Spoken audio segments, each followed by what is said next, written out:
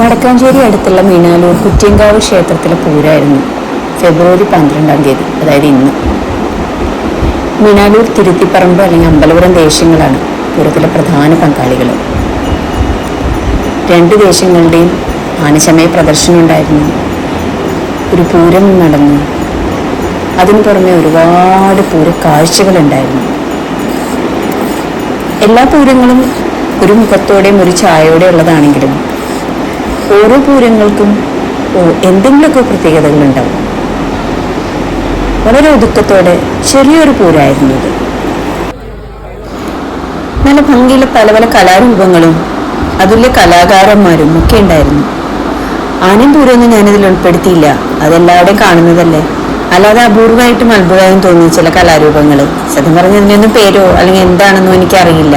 പക്ഷെ കാഴ്ചകൾ കണ്ണിന് നല്ല സുഖം തരുന്നതായതുകൊണ്ട് അതെല്ലാം പകർത്തിയെടുത്തു. ഉത്സവങ്ങൾ എപ്പോഴും വൈവിധ്യത്തെ പ്രോത്സാഹിപ്പിക്കും, ആൾക്കാരെ കൂടിച്ചേർക്കാൻ സഹായിക്കും.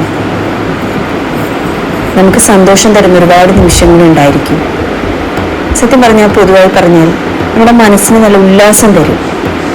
അതുകൊണ്ട് തന്നെ പൂരങ്ങളും ഉത്സവങ്ങളും ഒക്കെ നമ്മളിപ്പോൾ കാണേണ്ടതാണെന്നാണ് ഞാൻ പറയുന്നത്.